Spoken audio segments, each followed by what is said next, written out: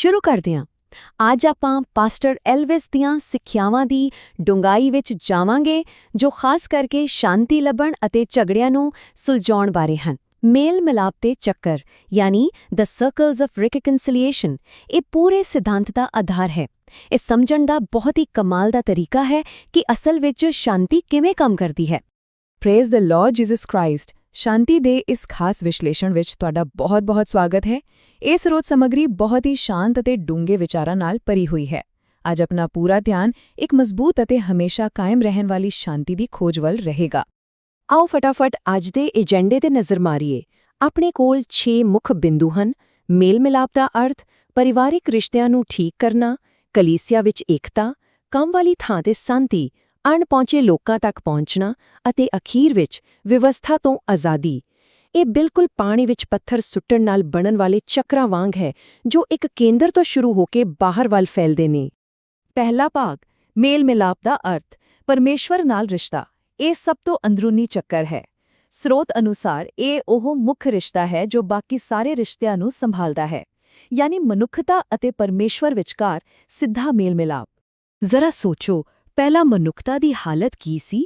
ਬਿਲਕੁਲ ਟੁੱਟੀ ਹੋਈ, ਪਰਮੇਸ਼ਵਰ ਦੇ ਦੁਸ਼ਮਣ ਅਤੇ ਪਾਪੀ। ਪਰ ਹੁਣ ਦੀ ਹਾਲਤ ਮੇਲ ਮਿਲਾਪ ਵਾਲੀ ਅਤੇ ਪੂਰੀ ਤਰ੍ਹਾਂ ਮੁਆਫ ਕੀਤੀ ਹੋਈ ਹੈ। ਸਰੋਤ ਸਾਫ਼ ਦੱਸਦਾ ਹੈ ਕਿ ਇਹ ਵੱਡਾ ਬਦਲਾਅ ਸਿਰਫ ਯਿਸੂ ਦੇ ਲਹੂ ਰਾਹੀਂ ਹੀ ਸੰਭਵ ਹੋ ਸਕਿਆ ਹੈ। ਦੁਸ਼ਮਣੀ ਤੋਂ ਲੈ ਕੇ ਦੋਸਤੀ ਤੱਕ ਦਾ ਇਹ ਸਫ਼ਰ ਸੱਚਮੁੱਚ ਹੈਰਾਨ ਕਰਨ ਵਾਲਾ ਹੈ ਕਿ ਕਿਵੇਂ ਇੱਕ ਅਸੰਭਵ ਲੱਗਣ ਵਾਲਾ ਮੇਲ ਹਕੀਕਤ ਬਣ ਗਿਆ। ਦੂਜਾ ਭਾਗ, ਪਰਿਵਾਰਿਕ ਰਿਸ਼ਤਿਆਂ ਨੂੰ ਠੀਕ ਕਰਨਾ। ਇਸ ਮਜ਼ਬੂਤ ਬੁਨਿਆਦ ਤੋਂ ਬਾਅਦ ਆਪਾਂ ਅਗਲੇ ਚੱਕਰ ਵੱਲ ਵਧਦੇ ਹਾਂ।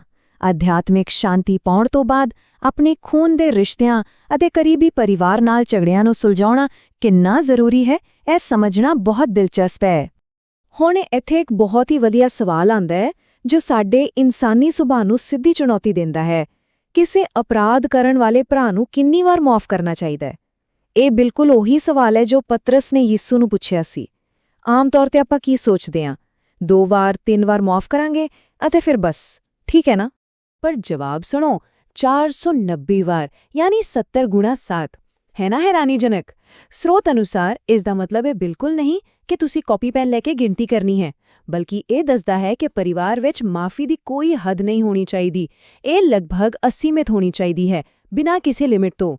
ਇਹ ਸਿਧਾਂਤ ਰਿਸ਼ਤਿਆਂ ਵਿੱਚ ਨਾਰਾਜ਼ਗੀ ਨੂੰ ਜੜੋਂ ਖਤਮ ਕਰਨ ਦੀ ਗੱਲ ਕਰਦਾ ਹੈ।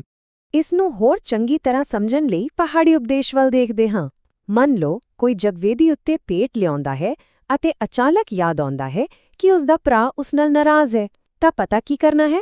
ਭੇਟ ਨੂੰ ਉੱਥੇ ਹੀ ਛੱਡਣਾ ਪੈਂਦਾ ਹੈ। ਪਹਿਲਾਂ ਜਾ ਕੇ ਸ਼ਾਂਤੀ ਕਾਇਮ ਕਰੋ, ਮਸਲਾ ਹੱਲ ਕਰੋ ਅਤੇ ਫਿਰ ਵਾਪਸ ਆ ਕੇ ਭੇਟ ਚੜਾਓ। ਇਸ ਤੋਂ ਪਤਾ ਲੱਗਦਾ ਹੈ ਕਿ ਅਧਿਆਤਮਿਕ ਪੂਜਾ ਤੋਂ ਵੀ ਪਹਿਲਾਂ ਪਰਿਵਾਰਿਕ ਸ਼ਾਂਤੀ ਨੂੰ ਪਹਿਲ ਦੇਣੀ ਕਿੰਨੀ ਜ਼ਰੂਰੀ ਹੈ। ਤੀਜਾ ਭਾਗ, ਕਲੀਸਿਆ ਵਿੱਚ ਏਕਤਾ, ਅਧਿਆਤਮਿਕ ਭਾਈਚਾਰਾ। ਪਰਿਵਾਰ ਤੋਂ ਬਾਅਦ ਇਹ ਸ਼ਾਂਤੀ ਦਾ ਚੱਕਰ ਹੋਰ ਫੈਲਦਾ ਹੈ।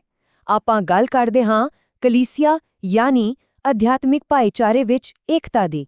ਇਹ ਸੱਚਮੁੱਚ ਕਮਾਲ ਦੀ ਗੱਲ ਹੈ ਕਿ ਕਿਵੇਂ ਵੱਖਰੇ-ਵੱਖਰੇ ਪਿਛੋਕੜ ਵਾਲੇ ਲੋਕਾਂ ਨੂੰ ਇੱਕ ਸਮੂਹ ਵਿੱਚ ਸ਼ਾਂਤੀ ਬਣਾਈ ਰੱਖਣ ਲਈ ਕਿਹਾ ਗਿਆ ਹੈ। ਇੱਥੇ ਪੌਲਸ ਰਸੂਲ ਦਾ ਸਰੀਰ ਵਾਲਾ ਉਦਾਹਰਣ ਬਿਲਕੁਲ ਫਿੱਟ ਬੈਠਦਾ ਹੈ। ਜਿਵੇਂ ਆਪਣੇ ਹੱਥ ਅਤੇ ਪੈਰ ਮਿਲ ਕੇ ਇੱਕ ਸਰੀਰ ਬਣਾਉਂਦੇ ਨੇ। ਕੀ ਕਦੇ ਕੋਈ ਹੱਥ ਆਪਣੀ ਹੀ ਗੱਲ ਤੇ ਥੱਪੜ ਮਾਰਦਾ ਹੈ? ਬਿਲਕੁਲ ਨਹੀਂ। ਇਸੇ ਤਰ੍ਹਾਂ ਭਾਵੇਂ ਕੋਈ ਯਹੂਦੀ ਹੋਵੇ, ਯੂਨਾਨੀ ਹੋਵੇ, ਗੁਲਾਮ ਹੋਵੇ ਜਾਂ ਆਜ਼ਾਦ, ਸਾਰਿਆਂ ਨੇ ਇੱਕੋ ਪਵਿੱਤਰ ਆਤਮਾ ਨੂੰ ਪੀਤਾ ਹੈ। ਮਤਲਬ ਆਪਸ ਵਿੱਚ ਲੜਨਾ ਬਿਲਕੁਲ ਆਪਣੇ ਆਪ ਨੂੰ ਨੁਕਸਾਨ ਪਹੁੰਚਾਉਣ ਬਰਾਬਰ ਹੈ। ਮਾਰਕਸ ਦੀ ਇੰਜੀਲ ਦਾ ਇਹ ਹਵਾਲਾ ਇਸ ਨੂੰ ਬਹੁਤ ਸੋਹਣੇ ਤਰੀਕੇ ਨਾਲ ਬਿਆਨ ਕਰਦਾ ਹੈ। ਆਪਣੇ ਆਪ ਵਿੱਚ ਲੂਣ ਰੱਖੋ ਅਤੇ ਇੱਕ ਦੂਜੇ ਨਾਲ ਮੇਲ ਮਿਲਾਪ ਰੱਖੋ। ਇੱਥੇ ਸ਼ਾਂਤੀ ਬਣਾਈ ਰੱਖਣ ਨੂੰ ਲੂਣ ਦੇ ਸਵਾਦ ਨਾਲ ਜੋੜਿਆ ਗਿਆ ਹੈ। ਸੋਚੋ, ਜੇ ਲੂਣ ਆਪਣਾ ਸਵਾਦ ਹੀ ਗੁਆ ਦੇਵੇ ਤਾਂ ਕੀ ਉਹ ਕਿਸੇ ਕੰਮ ਦਾ ਰਹਿੰਦਾ ਹੈ? ਨਹੀਂ ਨਾ। ਬਿਲਕੁਲ ਉਵੇਂ ਹੀ ਜੇ ਸ਼ਾਂਤੀ ਖਤਮ ਹੋ ਜਾਵੇ ਤਾਂ ਭਾਈਚਾਰਾ ਆਪਣੀ ਅਸਲੀਅਤ ਗੁਆ ਦਿੰਦਾ ਹੈ। ਚੌਥਾ ਭਾਗ, ਕੰਮ ਵਾਲੇ ਥਾਂ ਤੇ ਸ਼ਾਂਤੀ, ਦੁਨਿਆਵੀ ਮਾਲਕਾਂ ਨਾਲ। ਹੁਣ ਇਹ ਚੱਕਰ ਧਰਮ ਨਿਰਪੱਖ ਸੰਸਾਰ ਯਾਨੀ ਸਾਡੀ ਕੰਮ ਵਾਲੀ ਥਾਂ ਵੱਲ ਵੱਧਦਾ ਹੈ। ਇਹ ਸੈਕਸ਼ਨ ਸਾਨੂੰ ਦੱਸਦਾ ਹੈ ਕਿ ਦੁਨਿਆਵੀ ਮਾਲਕਾਂ ਜਾਂ ਬੌਸ ਨਾਲ ਕਿਵੇਂ ਪੇਸ਼ ਆਉਣਾ ਹੈ। ਇਹ ਅਸਲ ਵਿੱਚ ਸਿਧਾਂਤਾਂ ਨੂੰ ਪ੍ਰੈਕਟੀਕਲ ਲਾਈਫ ਵਿੱਚ ਲਾਗੂ ਕਰਨ ਦਾ ਤਰੀਕਾ ਹੈ। ਪੁਰਾਣੇ ਨਿਯਮ ਵਿੱਚੋਂ ਦਾਊਦ ਅਤੇ ਫਿਲਿਸਤੀ ਰਾਜੇ ਆਕੀਸ਼ ਦੀ ਕਹਾਣੀ ਇਸ ਦੀ ਸਭ ਤੋਂ ਵਧੀਆ ਉਦਾਹਰਣ ਹੈ। ਪਹਿਲਾਂ ਦਾਊਦ ਭੱਜ ਕੇ ਆਕੀਸ਼ ਨਾਲ ਜੁੜਦਾ ਹੈ, ਫਿਰ ਉਹ ਲਗਾਤਾਰ ਵਫਾਦਾਰ ਅਤੇ ਬੇਦਾਗ ਰਹਿੰਦਾ ਹੈ।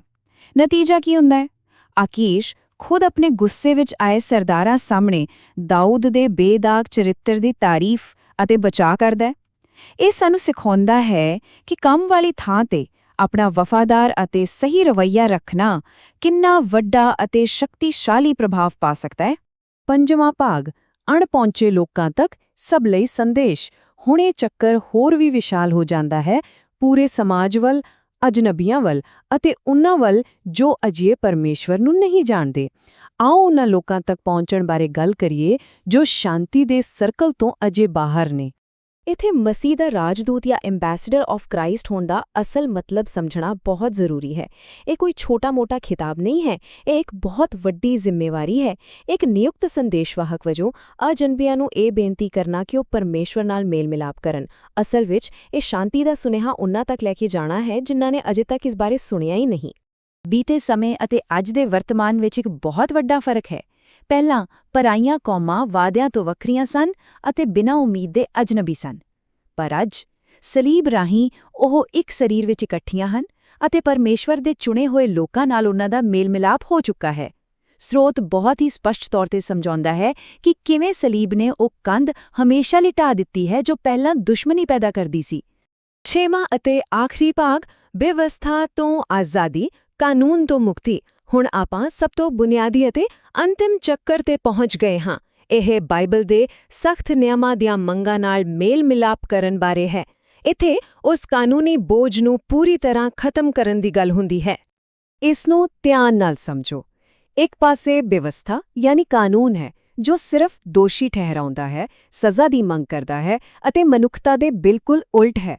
ਪਰ ਦੂਜੇ ਪਾਸੇ ਕਿਰਪਾ ਯਾਨੀ ਅਨੁਗ੍ਰਹਿ ਹੈ ਜੋ ਆਜ਼ਾਦੀ ਲਿਆਉਂਦੀ ਹੈ, ਸਾਰਾ ਕਰਜ਼ਾ ਮਿਟਾਉਂਦੀ ਹੈ ਅਤੇ ਪਵਿੱਤਰ ਆਤਮਾ ਰਾਹੀਂ ਤਾਕਤ ਦਿੰਦੀ ਹੈ। ਬੇਵਸਥਾ ਦੇ ਭਾਰੀ ਬੋਝ ਅਤੇ ਆਤਮਾ ਦੀ ਆਜ਼ਾਦੀ ਵਿਚਕਾਰ ਇਹ ਅੰਤਰ ਸਮਝਣਾ ਬਹੁਤ ਜ਼ਰੂਰੀ ਹੈ ਕਿਉਂਕਿ ਅਸਲ ਸ਼ਾਂਤੀ ਦਾ ਰਾਹ ਇੱਥੋਂ ਹੀ ਖੁੱਲਦਾ ਹੈ। ਇਸ ਸਾਰੀ ਪ੍ਰਕਿਰਿਆ ਦਾ ਅਸਲ ਆਧਾਰ ਇਹ ਇੱਕ ਸ਼ਬਦ ਹੈ, ਕਿਰਪਾ, ਗ੍ਰੇਸ। ਸਰੋਤ ਇਸ ਨੂੰ ਇੱਕ ਅਜਿਹੀ ਇਲਾਹੀ ਵਿਧੀ ਦੱਸਦਾ ਹੈ ਜਿਸ ਨੇ ਮਨੁੱਖਤਾ ਦੇ ਵਿਰੁੱਧ ਖੜੇ ਨਿਯਮਾਂ ਦੇ ਸਾਰੇ ਲੇਖੇ-ਜੋਖੇ ਨੂੰ ਪੂਰੀ ਤਰ੍ਹਾਂ ਮਿਟਾ ਦਿੱਤਾ। ਜ਼ਰਾ ਸੋਚੋ, ਵਿਵਸਥਾ ਦਾ ਕਰਜ਼ਾ ਬਿਲਕੁਲ ਜ਼ੀਰੋ ਹੋ ਗਿਆ, ਜਿਸ ਨਾਲ ਉਹ ਸ਼ਾਂਤੀ ਜੋ ਕਦੇ ਅਸੰਭਵ ਲੱਗਦੀ ਸੀ ਉਹ ਇੱਕ ਹਕੀਕਤ ਬਣ ਗਈ। ਕਾਨੂੰਨ ਦੇ ਖਤਮ ਹੋਣ ਨਾਲ ਹੀ ਇਹ ਸ਼ਾਨਦਾਰ ਮੇਲ-ਮਿਲਾਪ ਸੰਭਵ ਹੋਇਆ ਹੈ। ਅੱਜ ਦੇ ਇਸ ਵਿਸ਼ਲੇਸ਼ਣ ਦੇ ਅੰਤ ਵਿੱਚ ਇੱਕ ਬਹੁਤ ਹੀ ਗੰਭੀਰ ਅਤੇ ਸੋਚਣ ਵਾਲਾ ਸਵਾਲ ਮੈਂ ਤੁਹਾਡੇ ਲਈ ਛੱਡ ਕੇ ਜਾ ਰਿਹਾ ਹਾਂ। ਅੱਜ ਤੁਸੀਂ ਕਿਸ ਨਾਲ ਮੇਲ-ਮਿਲਾਪ ਕਰੋਗੇ? ਸ਼ਾਂਤੀ ਦੇਣਾ ਫੈਲਦੇ ਹੋਏ ਚੱਕਰਾਂ ਬਾਰੇ ਸਿਰਫ ਜਾਣ ਲੈਣਾ ਹੀ ਕਾਫੀ ਨਹੀਂ, ਬਲਕਿ ਅਸਲ ਗੱਲ ਤਾਂ ਇਹ ਹੈ ਕਿ ਆਪਾਂ ਇਸ ਨੂੰ ਅਸਲ ਜ਼ਿੰਦਗੀ ਵਿੱਚ ਕਿਵੇਂ ਲਾਗੂ ਕਰਦੇ ਹਾਂ। ਪਰਿਵਾਰ ਹੋਵੇ, ਕੰਮ ਵਾਲੀ ਥਾਂ ਹੋਵੇ ਜਾਂ ਭਾਈਚਾਰਾ, ਹਰ ਜਗ੍ਹਾ ਇਸ ਦੀ ਲੋੜ ਹੈ। ਇਸ ਡੂੰਘੇ ਵਿਚਾਰ ਦੇ ਨਾਲ ਆਪਣਾ ਅੱਜ ਦਾ ਇਹ ਵਿਸ਼ਲੇਸ਼ਣ ਇੱਥੇ ਹੀ ਪੂਰਾ ਹੁੰਦਾ ਹੈ।